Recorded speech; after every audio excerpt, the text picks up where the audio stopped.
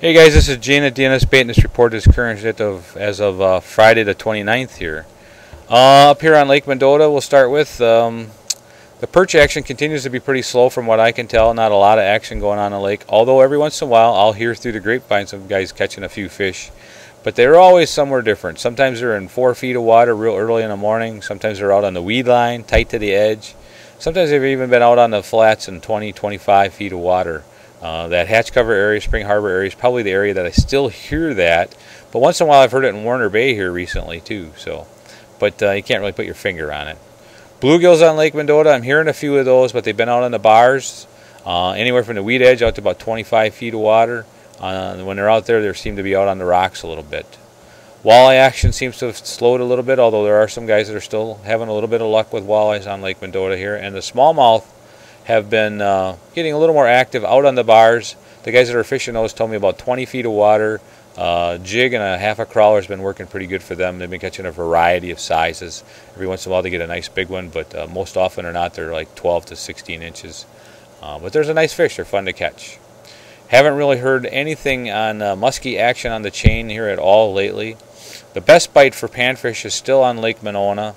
A lot of fish suspended out over the mid-lake stuff, 40 to 60 feet of water.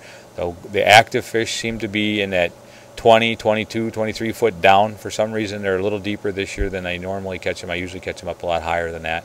But the action can be pretty good, and sometimes it's kind of slow, but if you're patient and persistent, you'll still put together a nice bunch of fish. And there are a lot of nice bluegills out there. It's not unusual to catch fish that are 8.5 inches, once in a while a little bit bigger, although still a lot of them are a little smaller than that. But those are some nice fish out there.